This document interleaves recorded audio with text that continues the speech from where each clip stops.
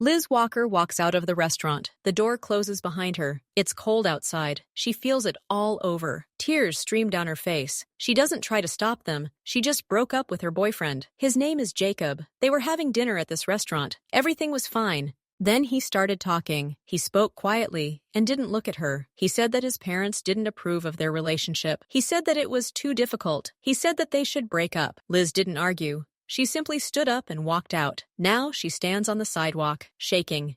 There's an emptiness inside her. Then anger fills the emptiness. She's angry at Jacob, angry at his parents, angry at herself for believing his words. She wants to go home. She turns and walks quickly down the street. People stare at her, but she doesn't care. She just wants to be in her apartment, where she can close the door and not see anyone. Liz is walking down her street. She's almost home, but then she stops. A car is blocking her path. It's a large black car. It's parked right on the sidewalk. It takes up the entire space from the wall of the building to the edge. You can't get past it. To go around it, you have to step out onto the roadway. Liz looks at the car. Her anger, which had begun to subside, returns. This car seems to her a symbol of everything bad that happened today. Someone parked it here without thinking about others. It was convenient for them, and now everyone else has to go around it. Liz's fists clench. She feels her nails dig into her palms. This car is as brazen and indifferent as Jacob's actions. It's in her way, and now she has to make an effort just to get to her house. Liz stands and looks at the car. Anger is growing inside her. She needs to do something. Get this anger out. She doesn't think. She acts. She walks to the back of the car and kicks the bumper. The impact is powerful, producing a dull sound. Liz jumps back and looks at the impact site. A dent is now visible on the smooth black surface, small but noticeable. She looks at the dent and feels a strange sense of relief. She's done something. She's left a mark. It's not much, but it's something. Liz looks at the dent. It's not enough. Anger still boils inside her. She needs more. She looks around. Her gaze falls on the ground near the wheel. There, in the dirt, lies a piece of iron, long with a sharp end. Liz bends down and picks it up. The iron is heavy and cold. She squeezes it in her hand. Now she has a tool. Liz approaches the car's front wheel. She swings an iron bar and slams it hard into the tire. A loud hissing sound is heard. That's the sound of air escaping. The tire is rapidly deflating. Liz moves on to the next tire. And the next! She punctures all four. The car sinks to the ground, helpless. But Liz doesn't stop. She takes her apartment keys out of her pocket. She approaches the car door and begins scratching the paint. She runs the key across the door several times, leaving long silver streaks on the black surface. She does it quickly, furiously. Her hand moves of its own accord. She doesn't think about the consequences. She simply vents her anger. Liz steps away from the car. She looks at what she's done. The car is sitting on flat tires, with a dent in the bumper and scratches on the doors. The storm still rages inside her. She turns to the empty street and screams, "You can do everything?" Her voice is loud and harsh. "Are you the only ones in charge here?" She's not yelling at the car. She's yelling at the car's owner, at Jacob, at everyone who thinks they have the right to put their own interests above others. "You've bought all these expensive cars.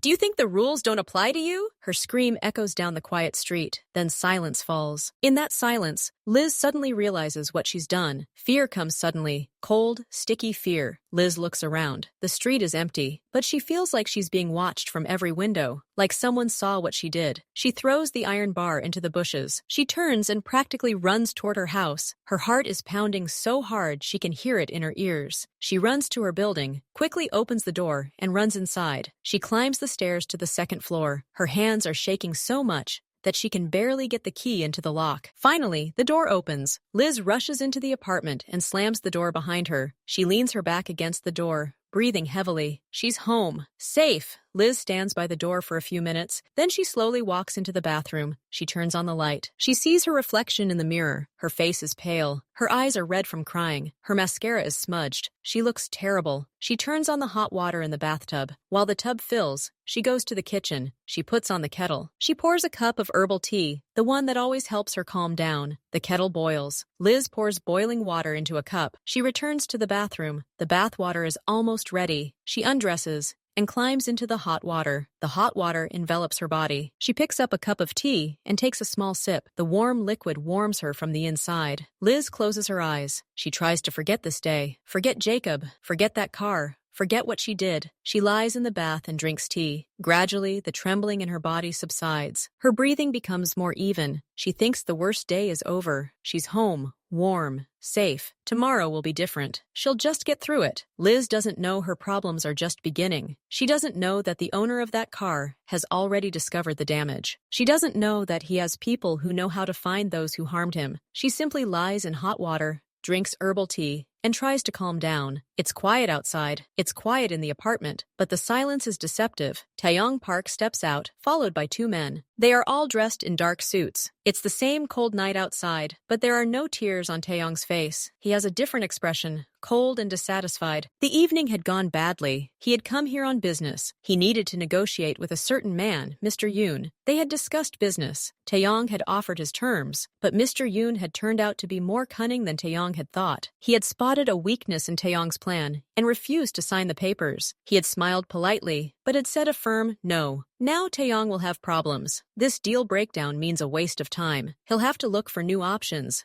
negotiate with other people. This means extra work and unnecessary conversations. Taeyong stands silently on the sidewalk. He lights a cigarette. His men stand nearby and wait. They know the boss is in a bad mood. It's best not to say anything now. "Let's go," Taeyong finally says. His voice is even, emotionless. He throws his half-smoked cigarette to the ground and stubs it out with his heel. He wants to get out of here as soon as possible, so he can start thinking about how to fix the situation. They walk to where Taeyong's car is parked. It's the same long black car. It's waiting for them at the end of the alley. One of the assistants, named Chan, goes first. He's young with alert eyes. He's always looking around. That's his job. They come closer, and then Chan stops. His gaze changes. He sees that something is wrong with the car. "Boss," Chan says quietly. He's not shouting. He's just getting attention. Taeyong looks up from his phone. He looks at Chana, then looks at the car. They are getting closer and closer. At first it seems like a trick of the light, but no. The car is parked awkwardly. It's unnaturally low. Taeyong walks forward, his steps slowing. He walks around the front of the car, and then he sees everything. 4 tires. All 4 are flat. They look flat and misshapen. The car rests on the rims like its knees. Taeyong's face doesn't change, but his eyes darken. He slowly lowers his gaze. A dent is visible on the shiny black bumper. Clear, as if from a strong impact. Taeyong takes a step toward the driver's side door, and then he sees scratches. Lots of scratches. Long, jagged lines that run across the door. They gleam silver against the black paint. Someone has scraped the car with something hard. Many times, silence falls. The assistants are silent. They look at the car, then at Taeyong. They wait for him to speak. Taeyong Park stands and looks at his belongings. At the car he recently bought, which cost a lot of money, which is now damaged. He doesn't shout. He doesn't swear. He just looks. Then he slowly turns to face his men. His face is calm, but there's tension in the air now. It's thick and heavy. "Who did this?" Taeyong asks. His voice is quiet, but very clear. "Find who did this." He pauses briefly, letting the words sink in. Fast. One word.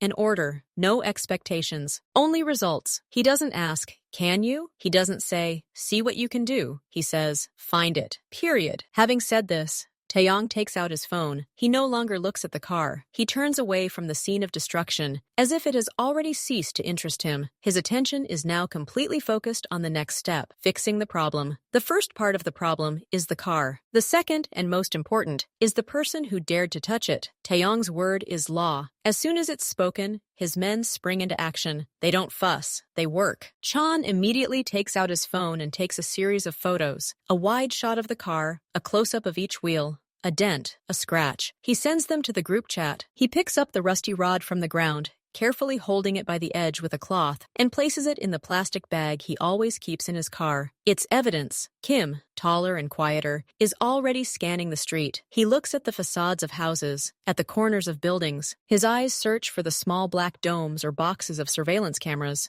He finds the first, a small camera above the entrance to a nearby antique shop. Then the second, on the corner of a building belonging to a bank. He memorizes their locations. "We need footage from these cameras, and maybe from the ATM across the street," he quietly tells Chan. Chan nods, already dialing a number on his phone. Their work is well-oiled. They have people all over the city, in security services, private security firms, and municipal agencies. There's no need to break down doors or hack systems. Just make a call and give an address. Taeyong Park's request is top priority. Chan speaks briefly and clearly on the phone. He gives an address and a time frame, about 2 hours ago when they were at the restaurant. He asks for everything he has. While they wait for an answer, they question the few passers-by. An old woman walking her dog saw nothing. The guy from the corner store, closing the shutters, shakes his head. The street was empty. 20 minutes later, the first message arrives on Chan's phone. It's a screenshot, not very clear, taken from the far camera. It shows a figure on the sidewalk next to a black car. A woman, in a light coat. She's doing something near the wheel. The quality is poor, and her face is indistinct. Chan shows the phone to Taeyong. Taeyong looks at the screen. He nods once. That's enough. Go on, he says. Half an hour later, a second batch of files arrives. From the bank's camera, positioned higher and at a better angle, now more is visible. You can see the woman kicking the car. You can see her picking something up from the ground. You can see her face, briefly turned toward the camera as she walks away. Her face is distorted with emotion, anger or grief, but it's perfectly recognizable. Chan opens a special app on his phone. He uploads the best image of his face. The program begins searching its databases. They're not the police, but their network is extensive. They have access to databases of private companies, services, and even some city archives. Meanwhile, Taeyong stands to the side. He smokes another cigarette, watching as the tow truck Kim called hooks up his wrecked car to take it to the closed workshop. His face remains impassive. Chan looks at the screen. A search indicator blinks. Then it stops. A name, address, and several photos from social media appear on the screen. Everything matches. Age, hairstyle, face shape. He walks up to Taeyong and silently shows him the phone. Liz Walker's smiling face lights up the screen, and underneath it is her home address, just a 15-minute walk away. Taeyong looks at the photo, then at his car, which is now being taken away. He looks back at Liz's photo. He throws away his cigarette. "Let's go," he tells his men. He doesn't say where. They already know. Liz is sitting on the living room couch, holding a mug of cold tea. The TV is on, but she's not watching. She's staring at a spot on the wall, trying to think of nothing. Fragments of the day flash through her mind. Jacob's face, the dark restaurant, the chill of the street, the gleam of a black car. She blinks sharply and tries to redirect her thoughts to something else. The apartment was quiet. The only sounds were the quiet hum of the refrigerator and the voices on the television. She had wrapped herself in a large, soft blanket, but she was still cold inside. The shivering had subsided, but a feeling of emptiness and slight nausea remained. She thinks the worst is over. She cried in the bathroom. She'd almost convinced herself that what she did with the car was a moment of weakness, a mistake no one noticed. She lives in a big city. Things like this happen every day. The car will probably be towed away, repaired, and everything will be forgotten. And she'll just try to forget this evening, and Jacob, and her stupidity. Suddenly, there is a knock at the door. Liz starts and turns around. Who could it be? It's late now. She's not expecting visitors. Maybe a neighbor? Or the postman with a package they forgot about during the day? The knocking is repeated. Not loud, not aggressive, but very clear. 3 firm, measured blows. Dub, dub, dub. Liz slowly gets up from the couch. The blanket falls to the floor. She walks to the door, smoothing her hair along the way. She's still wearing sweatpants and an old t-shirt. It must be the neighbor, she thinks, or the delivery guy. She approaches the door without looking through the peephole. Her hand reaches for the lock. She clicks the latch and turns the handle. The door opens, and Liz freezes. It's not a neighbor or a courier standing on the threshold. 3 men, all in identical dark suits that fit them perfectly. White shirts, dark ties. They stand silently, filling the doorway with their presence. Behind them is the dark hallway of her building. But what scares Liz most is not their number or their clothes. The look of the one standing in front is frightening. He looks straight at her, without looking away. His face betrays no emotion. It's simply attentive. He studies her as one might study a document or an unfamiliar object. His eyes are dark, very calm, but there's something about this calm that makes the blood run cold. His gaze sends shivers down Liz's spine, and she feels physically cold, as if she's opened a door to frost. She notices 2 other men behind him. They're looking not at her, but somewhere over her head, into the apartment. Their postures are relaxed, but ready to move. No one says a word. The silence lasts for a few seconds, which feels like an eternity to Liz. She can hear her own heart pounding loudly. She wants to say something, but her tongue feels stuck to the roof of her mouth. The man in front, without looking away, takes a barely noticeable step forward, not entering the apartment, simply closing the distance. His movements are smooth and quiet. And then Liz understands who they are. She understands it not with her mind, but with her whole being. with her primal fear. These aren't the police. The police have a different look. These are those people from there. From a world she's only heard about or seen in movies, a world where normal rules don't apply. She wants to slam the door, turn and run, but her feet feel rooted to the floor, and his gaze, that calm, all-seeing gaze, doesn't let her move. He holds her in place. Liz tries to swallow, but her mouth is dry. She opens her mouth to speak, but at first, only a quiet exhalation comes out. She looks at the one in front, then at the other two. Her mind is racing. What do they want? Are they at the wrong door? Is this some kind of mistake? But the look in this man's eyes tells me it's not a mistake. He came specifically for her. She tries to speak again. This time it works. Her voice comes out quiet, muffled, alien. Do you need something? She utters that stupid, everyday phrase you'd say to any stranger at the door. But in this situation, it sounds ridiculous and pathetic. The man in front doesn't answer right away. He continues to stare at her. His eyes slowly glide over her face, as if comparing it to some photograph in his memory. He sees her pallor,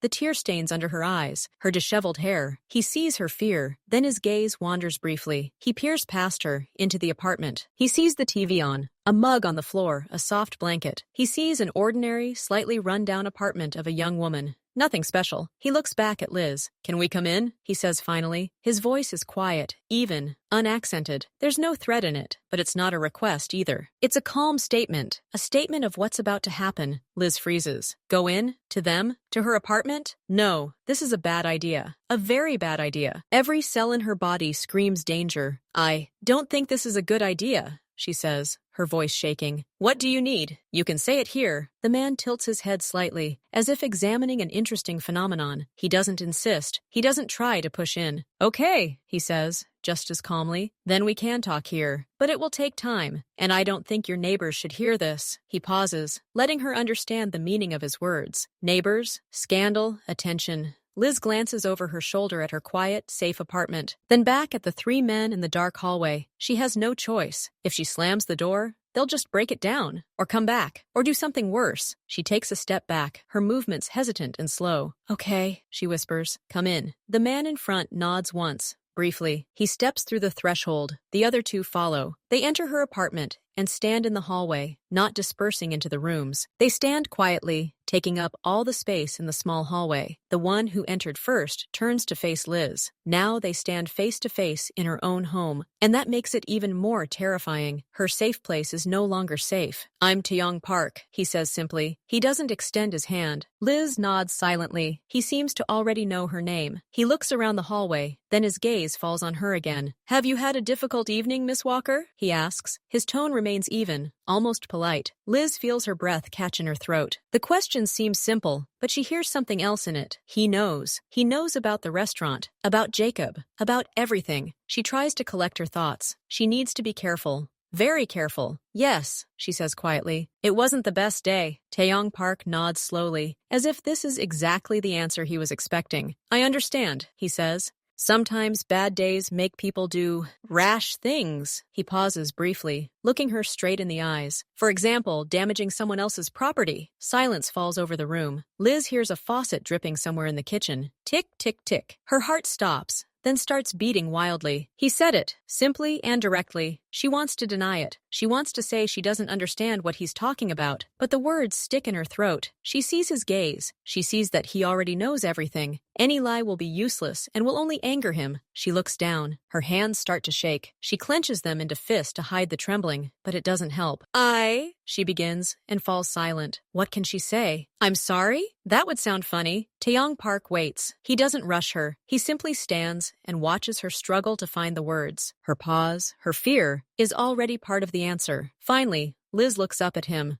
There's nothing in her eyes now but despair and fear. Was that your car? She asks, already knowing the answer. Taeyong Park nods slowly, almost imperceptibly. Yes, he says, it was my car. And in this simple confession, Liz hears the entire verdict of her former life. She made a mistake, but not a small, everyday mistake. She didn't just hurt some rich man. She hurt him, and now she stands before him in her apartment. And there's no way to fix it with simple apologies or money. She can tell by his face, by his calm, by the way the two other men stand behind him. She's in trouble. Real, serious trouble. And there's no easy way out. The silence in the hallway seemed thick and heavy after Taeyong Park's words. Liz stood with her head bowed, waiting for what would happen next. What would he do? Call the police? Demand a huge sum of money she didn't have? Taeyong took a small step to the side, looked around her small living room, then returned his gaze to her. Apologizing is useless now, he said evenly, and neither is money. The damage must be compensated in another way. Liz slowly looked up at him. A wild thought flashed through her mind. What if he made her work as a cleaner or something? But his next sentence threw all simple assumptions into disarray. There's someone, Taeyong began. He spoke clearly, as if giving instructions to a subordinate. Mr. Yoon, we spoke recently. We had an agreement. He gave his word. Now he's taken that word back. He's not keeping his promises. He paused, letting her understand the gravity of the situation. It was clearly important to him. I need to talk to Mr. Yoon, but right now he's avoiding meetings, especially with me. He needs a new stimulus, a new approach. Taeyong looked straight at Liz. You will help us meet him. Liz felt her hands go cold. Me? How? I don't know him. I don't. Taeyong interrupted. He loves meeting new people, especially interesting women, foreigners,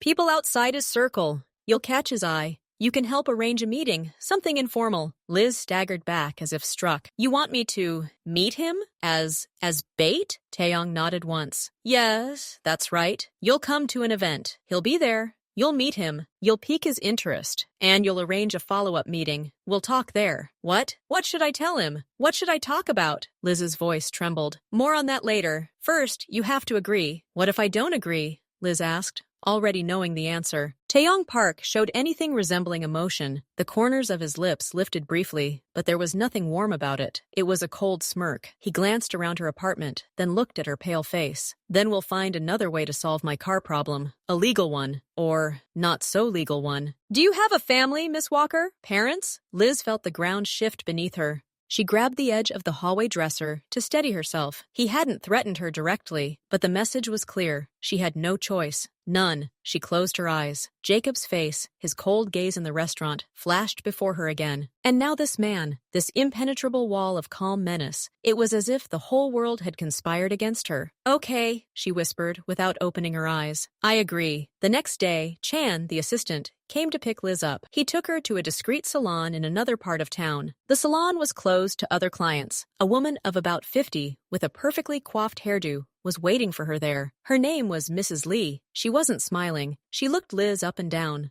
like a sculptor examining a block of marble. Take those off, Mrs. L said, nodding at her jeans and sweater. Liz, blushing, changed into a simple robe. Mrs. L made her sit in front of a large mirror with bright lights. Mr. Yoon values elegance, but not ostentatious elegance. He hates vulgarity, Mrs. L explained monotonously, her hands working on Liz's face. She applied makeup, but not at all like Liz's. Everything was very discreet. The foundation, the slightly highlighted eyes, the barely there lipstick. It didn't look flashy, but expensive, complex. Then the hairdresser arrived. Liz's long, curly hair, her pride and joy, was styled in a strict, yet elegant style. Some of it was slicked back. The rest fell in soft waves around her face. She looked in the mirror and didn't recognize herself. This wasn't Liz Walker, the graphic designer from Brooklyn, but someone else. Calm, collected, a little distant. Now the dress, said Mrs. L. They brought her a dress, not bright red, like the one she'd worn at the restaurant. It was a deep navy blue,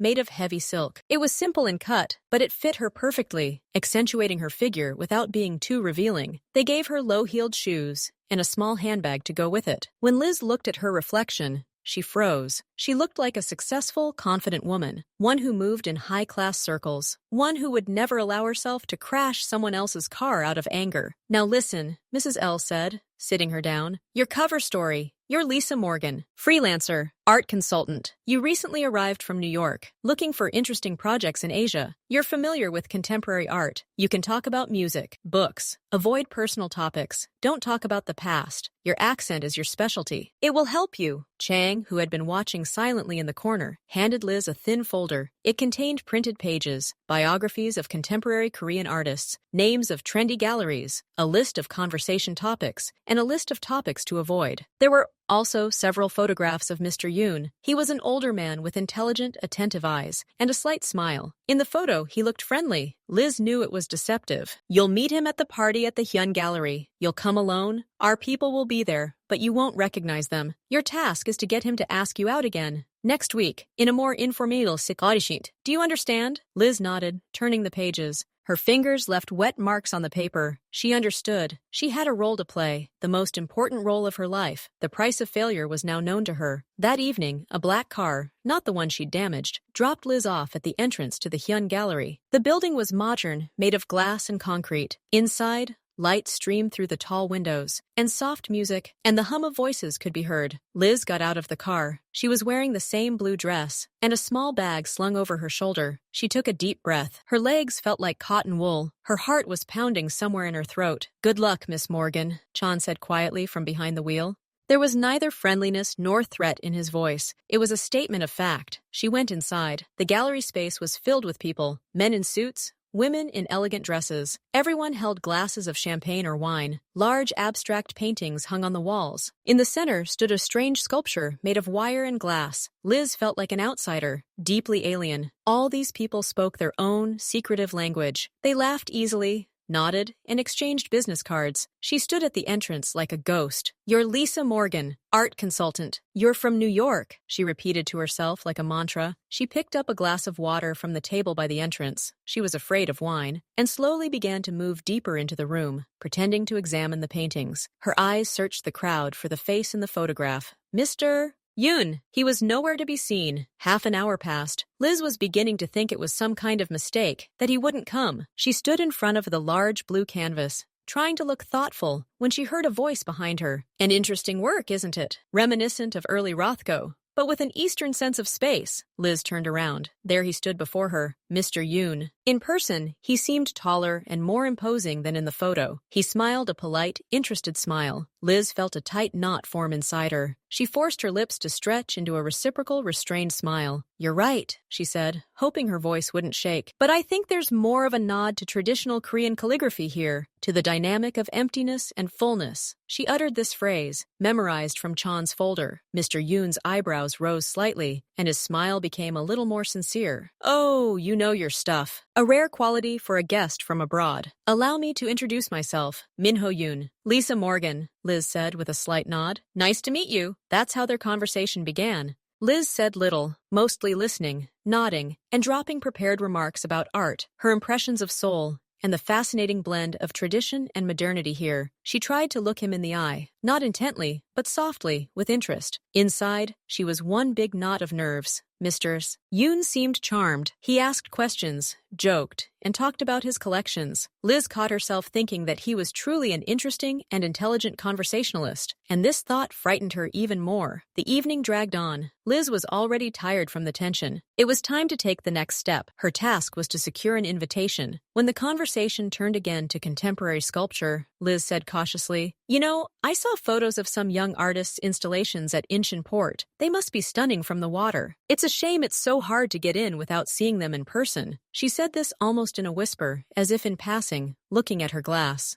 Yoon smiled. "Incheon? I just happen to have a small boat there. If you're interested, I'm planning a short trip with some friends next week. I could show you these works from a better angle." Liz felt a chill run down her spine. This was exactly the answer he'd been waiting for. She looked up at him and pretended to be slightly embarrassed and flattered. "That sounds tempting, but I wouldn't want to embarrass you." "No problem," Yoon said cheerfully. "We'd love to meet someone interesting. Let's exchange contact information." Liz pulled out the simple, elegant business card she'd been given that afternoon from her bag. It bore the name Lisa Morgan, and a phone number she knew didn't lead to her. Mr. Yoon took the business card, looked at it carefully, then put it in the inside pocket of his jacket. "See you later, Miss Morgan. It was a pleasure." He nodded and disappeared into the crowd. Liz stood alone before the painting. The task was complete. The hook was cast. She should have felt relief, but instead, a sickening emptiness washed over her. She had just deceived someone who had been genuinely kind to her. She had become a tool in someone else's game, and the game was only just beginning. Liz stood there for a few more minutes, pretending to study the painting. Inside, everything was shaking. She had done it. He took the card, invited her. She walked slowly toward the exit, nodding to strangers as she went, the impassive, polite smile she now wore like a mask. She needed to send a signal, taking advantage of the moment when she was alone in the women's restroom. She pulled out of her purse, not her phone, but the simple, cheap one Chan had given her. It had just one contact number, named S. She typed out the short message she had agreed upon. Meeting in a week. Location, water, awaiting details, LM. She pressed send and immediately turned off the phone. Her hands were shaking. Everything was in motion now. An hour later, she was in her apartment. She had just taken off her dress and washed her face, removing Mrs. Ellis' makeup when there was a knock on the door. The same clear, measured knock. Chan stood at the threshold. He entered without asking. News? He asked. He invited me on his boat in Incheon. Next week. He said he'll work out the details. Liz replied quietly, wrapped in her robe. She felt vulnerable without her new look. Chan nodded, pulling out his phone. Okay. We've got the signal. Now wait. When he contacts us, you'll immediately give us the time and exact location.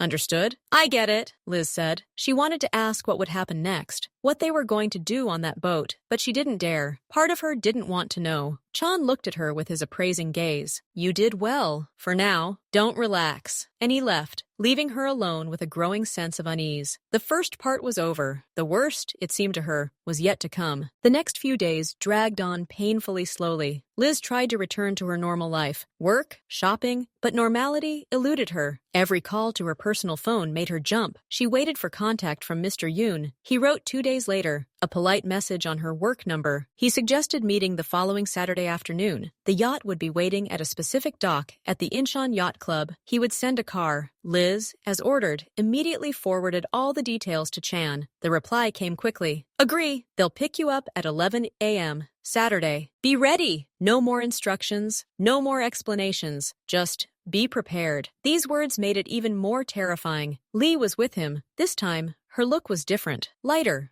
more summery. A lightweight cream dress, a windbreaker jacket, and comfortable flat pumps. It can be cool and windy on the boat, Mrs. Lee explained dryly, combing Liz's hair into a simple yet elegant ponytail. When Mrs. L left, Chan remained. He did not sit down. Tomorrow's simple, he said. You go, meet him, act as usual. You know nothing. You have no idea. At some point, you'll need to step away to take a photo of the view from a certain angle. You'll go to the stern, to the port side. You'll stand there for exactly 2 minutes. Then you come back. That's it. What will happen in those 2 minutes? Liz couldn't help but ask. It's none of your concern, Chan snapped. Your job is to be there at the right time. And look natural. If something goes wrong, he didn't finish, but the look he gave her, as he glanced at her face, was more eloquent than any words. He left her a small, expensive camera. Your cover. You're an art consultant. You take photos for inspiration. After he left, a deathly silence fell over the apartment. Liz couldn't eat or sleep. She paced from room to room, imagining the next day. She thought of Mr. Yoon and his easy, intelligent smile. She thought of Taeyong Park's cold eyes. She was a pawn, caught between two forces, and tomorrow she was going to be moved across the board. The consequences of that move were beyond her imagination. The car picked her up promptly at 11. An unfamiliar driver was at the wheel. The drive to Incheon took about an hour. Liz stared out the window silently, clutching the bag containing that very same camera. The yacht club was full of white hulls, the creaking of rigging, and the cries of seagulls. The car stopped at a long dock. The driver pointed to an elegant, medium-sized white yacht. Mr. Yoon was already standing at its gangway. He was dressed in a casual suit and smiling. Liza! Glad to see you. He helped her on board. There were a few other people on the yacht, 2 couples, Yoon's friends, as he introduced them, and 2 crew members who looked sturdy and attentive. These were his men, his security. Liz noted this to herself, and her heart sank. The yacht pulled away from the dock. The day was clear and windy. Mr. Yoon was a wonderful host. He showed her the yacht, laughed, told jokes. His friends were nice. Everything was too normal, too serene. Liz tried to keep up the conversation, laughing at the right moments. She snapped a few photos with her camera, seemingly captivated by the views. Inside, she was counting down the minutes. She needed to find a moment to head to the port side of the stern. An hour later, the opportunity finally presented itself. Mr. Yoon and his friends retired briefly to the salon, discussing the route. Liz pretended to want to capture the city skyline receding into the haze. I'll just pop in for a minute and take a couple of shots from a different angle, she said. said, heading towards the stern. She stepped out onto the open deck on the port side. The wind was stronger here. She raised her camera, took a few shots, and glanced furtively at her watch. She needed to hold out here for 2 minutes. The first minute passed. She looked at the water, feeling sick with fear. And then everything changed. One of the guards, a tall man with a short haircut, came out onto the deck. He didn't approach her, but his gaze was fixed on her, then slid over the surface of the water around the yacht. He suspected something. Liz felt an icy pang of panic. She didn't know what to do. Leave early? Stay? Suddenly, a sharp, amplified voice came from the other side of the yacht. It demanded that they stop. Was it the Coast Guard? Or something else? There was movement on the yacht. Rapid footsteps and muffled voices were heard. The guard on the port side suddenly straightened up, his hand reaching under his jacket. At that moment, Liz saw another vessel, a fast speedboat, rapidly approaching their yacht from the starboard side. On its bow, she caught a glimpse of a familiar figure in dark clothing. It was Taeyong. He was here. It all happened in seconds. A loud shout rang out. Mr. Yoon's scream from the cabin. The guard next to Liz turned to look at the source of the noise. And at that moment, someone strong and fast grabbed Liz from behind and pulled her sharply down toward the side of the plane, shielding her with his body. It was Taeyong Park. He climbed onto the yacht from a boat that had pulled up alongside. His face was focused, his eyes cold as steel. "Down!" he said curtly, pushing her toward the shelter of the boat. Above their heads, the sounds of a violent, aggressive struggle, bodies falling, and muffled groans echoed. Not screams. Liz, pressed against the cold metal, watched as Taeyong, with a short, precise movement, incapacitated the guard, who had just stood next to her. The movement was swift and professional. Then Taeyong turned to her. A fresh cut gaped in the sleeve of his dark jacket, blood oozing from it. The entire operation took less than 3 minutes. Then silence fell, broken only by heavy breathing and the sound of the boat's engine. Mr. Yoon and his men were neutralized by Taeyong's men. Taeyong approached Liz, who was still pressed against the side of the boat. He looked at his hand, then at her pale, frightened face. "Are you hurt?" he asked in an even voice, as if asking about the weather. Liz, unable to utter a word, only shook her head. She looked at the blood on his sleeve. He nodded. "Then let's go. It's finished here." And in that moment, despite the horror and chaos, Liz realized 2 things. First, he had just saved her from potential disaster. Second, her debt to him was now much, much greater. The speedboat sped back toward shore, leaving behind white foam and the helpless yacht. Liz sat on the hard seat in the cockpit, still shaking. Taeyong Park sat next to her in the other seat. He had unbuttoned his jacket and was now examining the cut on his shirt sleeve. Blood was slowly spreading across the white fabric in a dark red stain. He made no sound. One of his men, sitting at the controls, tossed a compact first aid kit over his shoulder. Taeyong caught it with one hand, opened it, and began applying a pressure bandage to the wound, using his teeth and his good hand. The movements were quick and precise, as if he'd done this hundreds of times. Liz watched, unable to take her eyes off her. Had he saved her? Or was he simply protecting his asset? She didn't know, but he shielded her with his body. "Thank you," she breathed out quietly, almost without hoping he would hear her over the noise of the engine. Taeyong turned his head and looked at her. His face was paler than usual, but his gaze was still unreadable. He nodded once, briefly. "No, you're welcome." The boat docked not at the yacht club,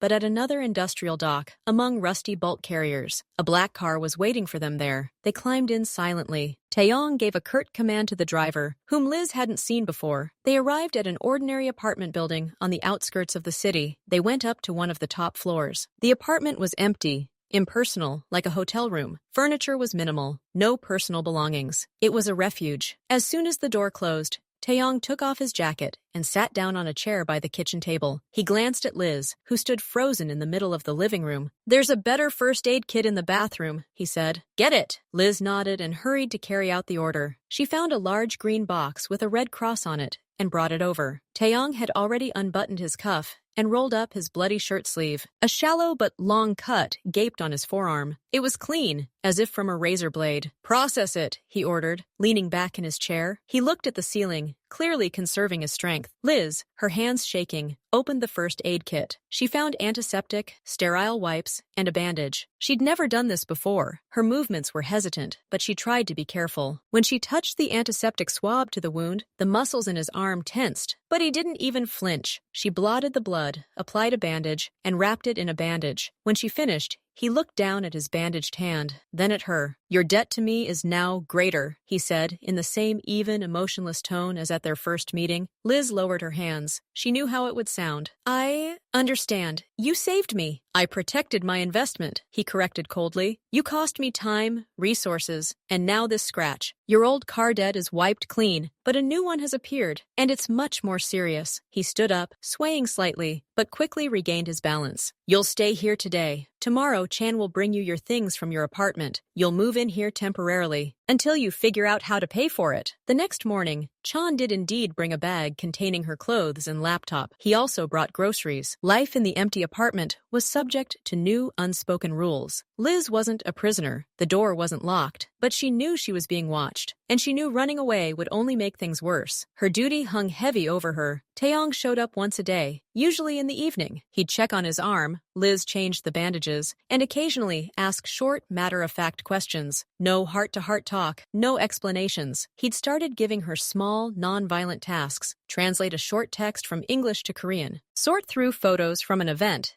and identify specific people in them, study public records for a construction company. She was his new instrument, pure, unobtrusive, with a different mindset, and he began to test her. One evening, he placed a printout on her desk, an estimate for building materials. Something's wrong here. Find it, he said, and went into the next room to talk on the phone. Liz, a designer by training, wasn't an expert on estimates, but she had a knack for spotting patterns and discrepancies. She spent several hours at her desk, comparing figures and searching online for average market prices, and she found it. Several items were overpriced by double digits. She noted them and wrote a brief summary. When Taeyong returned, he picked up the paper and glanced over the notes. He nodded. No praise, but something like satisfaction flickered in his gaze. He was convinced the tool could be useful. Tomorrow, he said before leaving, wear something neutral. You're coming with me. The next day, she went with him to his office. It wasn't a skyscraper in the business district, but a nondescript three-story building in the old quarter. The sign read, Import-Export Logistics. Inside, it was clean, quiet, and boring. An ordinary office. But the people here were different. Men in suits, similar to Chan, walked quietly through the hallways. They nodded respectfully to Taeyong,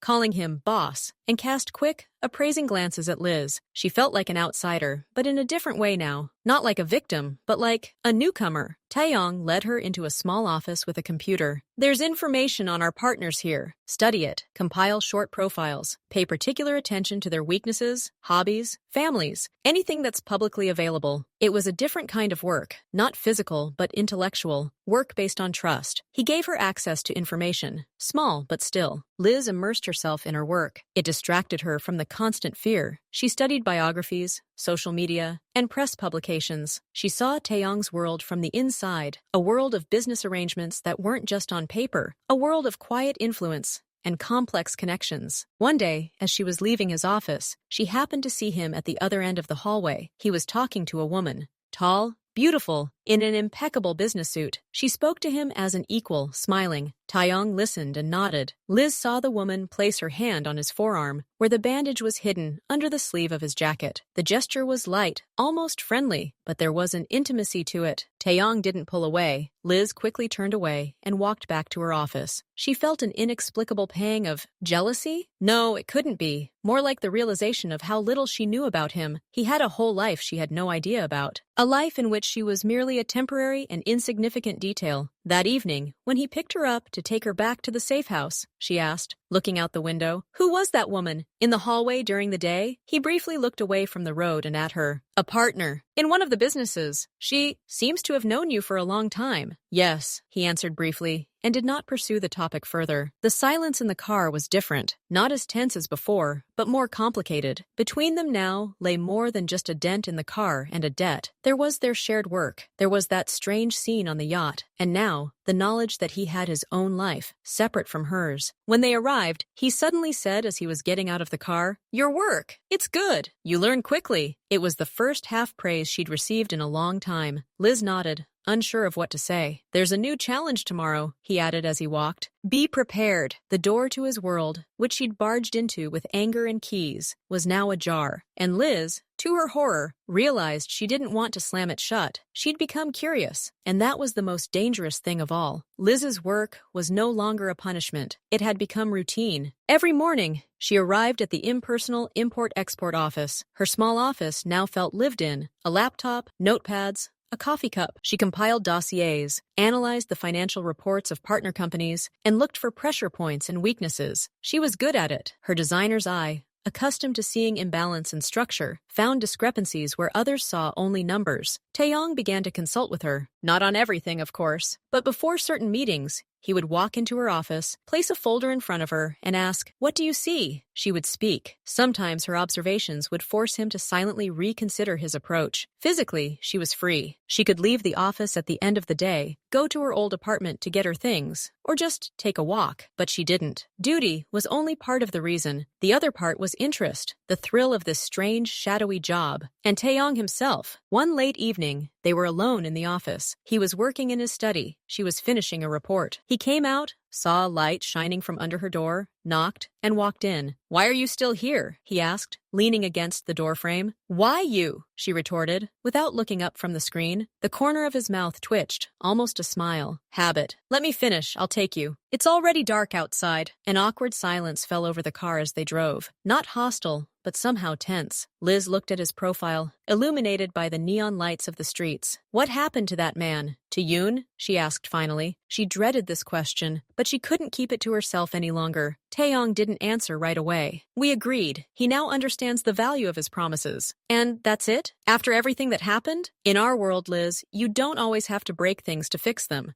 Sometimes it's enough to show you have the tools. He's a smart man. He figured it out." He spoke of Yuna, but she heard something else in his words. A hint of their own history. He didn't break her. He found a use for her. "And my price of promises?" she asked quietly. "My debt? When will it be paid?" He looked at her. The car stopped at a traffic light. "When I decide it's paid." It wasn't an answer, but it was honest. A few days later, Taeyong called her into his office. A man he didn't recognize, a representative of a construction company, sat at his desk. Taeyong introduced Liz as his analyst. "Ms. Walker was reviewing the latest draft estimate," Taeyong said, his voice businesslike and cold. "She has questions." All eyes turned to Liz. She felt a surge of panic, but she pulled herself together. She opened her tablet and began to clearly, point by point, lay out the discrepancies she'd found in the figures. Her voice didn't waver. She spoke in the language of facts and percentages. The company representative first tried to laugh it off, then to justify himself, but Liz was unmoved. She asked clarifying questions, to which he had no ready answers. Taeyong watched silently. He didn't intervene. He let her lead this part of the conversation. Finally, the representative, blushing, agreed to review the documents. When he left, Taeyong leaned back in his chair. "Good job," he said, simply, but there was weight in the words. "Thank you," Liz replied. She stood in front of his desk, unsure whether to leave or await further instructions. "You're no longer afraid," he stated, studying her. "I'm still afraid," she admitted honestly, "but now I'm afraid of failing. And not just the consequences." This was a new truth. She was afraid of disappointing him. This realization hit her with unexpected force. Taeyong stood up and walked to the window. "Fear is a poor advisor, but respect is useful. You've learned to respect the rules of the game." "Your rules," she corrected. He turned around. "As long as you play on my field, yes. My rules." Their gazes met. The office grew quiet. Liz was suddenly acutely aware of the distance between them, just a few steps, and how everything had changed since that first evening when he stood in her hallway. He was still her boss, her creditor, but he had also become her teacher, and something else she couldn't name. He was the first to look away. "There's an important meeting tomorrow. You'll be there. Get ready." He became distant and businesslike again, but the moment, the silence and tension, hung in the air like an unspoken word. The important meeting turned out to be a dinner at a private club. Liz wasn't just an analyst there. She was part of his team. She sat next to him, listened to the conversation about the asset merger, and took notes. She watched him work, gently but firmly, steering the conversation in the right direction. The partner,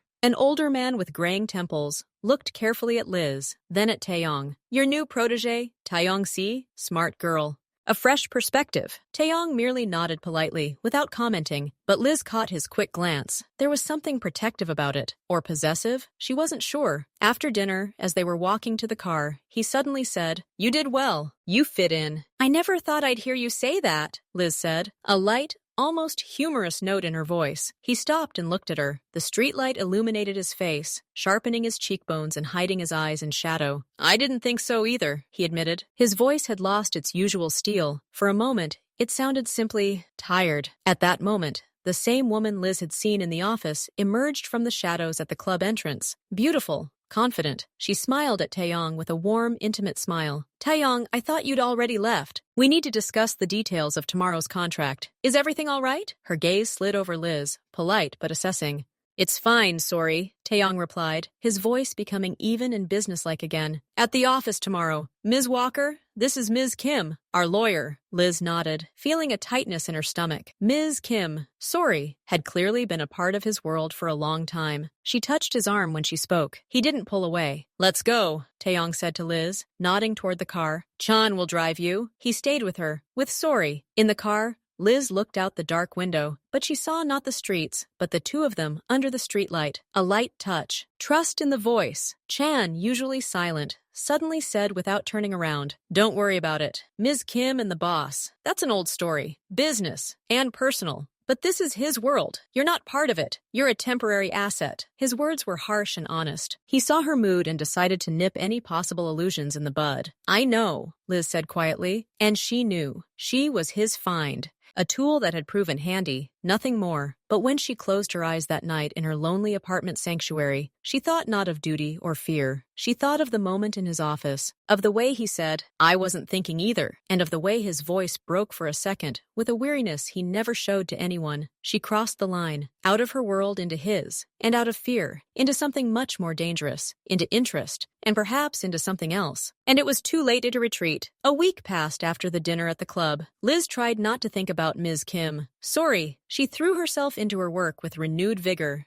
as if trying to prove something to herself or Taeyong. He noticed, but said nothing. One day, he called her over and placed a car key on the table in front of her. Not the one she'd once damaged, but a different, older, more unremarkable sedan. "There's an address on the other side of town," he said, without looking at her. "I need to pick up a small package from the left luggage office at the train station. Code 7783, box number 12. Bring it here." Liz froze. This wasn't analytical work. This was real work. Not dangerous in appearance, but carrying a hidden meaning. He was sending her alone. He was trusting her to carry out an assignment directly related to his affairs. This was a test. "Why me?" she asked, without touching the keys. "Because they don't know you there," he answered simply. "And because I said so." She took the keys. Her palms were sweaty. She set off, constantly glancing over her shoulder, paranoid that she was being followed. The station was noisy and crowded. She found a storage locker, entered the code, and opened box number 12. Inside was a small, shoe-sized box, tightly wrapped in brown paper. It was lightweight. Her heart was pounding. What was inside? Documents? Something else? She didn't check. She stuffed the box into her roomy bag and headed back. When she returned to the office and placed the box on Taeyong's desk, he just nodded. "No problem?" "No problem," she replied, trying to keep her voice from shaking. "Good." He pushed the box aside and returned to the papers. No further comment. But in the glance he gave her, she caught something akin to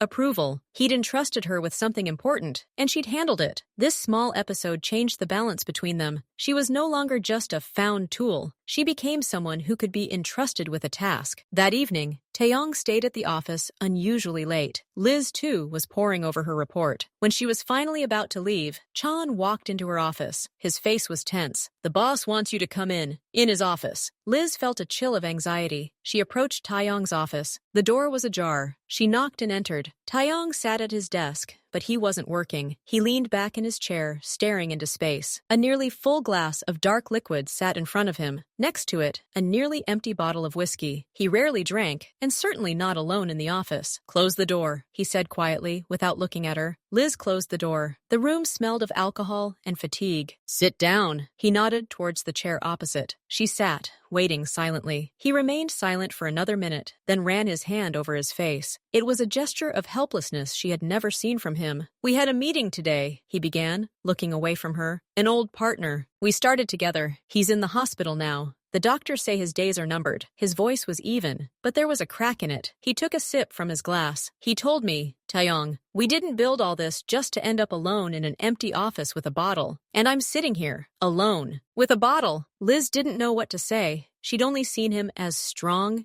impenetrable, and in control. But now, before her, he was simply a tired, depressed man, reminded of mortality and loneliness. You're not alone, she said carefully. You have people, a team. He smiled bitterly. The team? Yes. They're here while I'm strong. As soon as I stumble, he broke off and took another sip. Then he looked straight at her. His gaze was clouded with fatigue and alcohol, but piercing. Why are you here, Liz? Out of duty? Out of fear? The direct question caught her off guard. She searched for an answer, a truthful answer. At first, yes, just because of that. Now I don't know. I'm curious. I want to understand how it all works. How does all this work? He asked, looking at her intently. According to your rules, she replied, repeating his own words. He shook his head. The rules, they seem very fragile to me today. He stood up, swayed slightly, and leaned against the table. Liz instinctively jumped up to support him, but he waved her off. No need. I'm fine. But he clearly wasn't fine. You shouldn't drive, Liz said quietly. What do you propose? His voice was challenging. I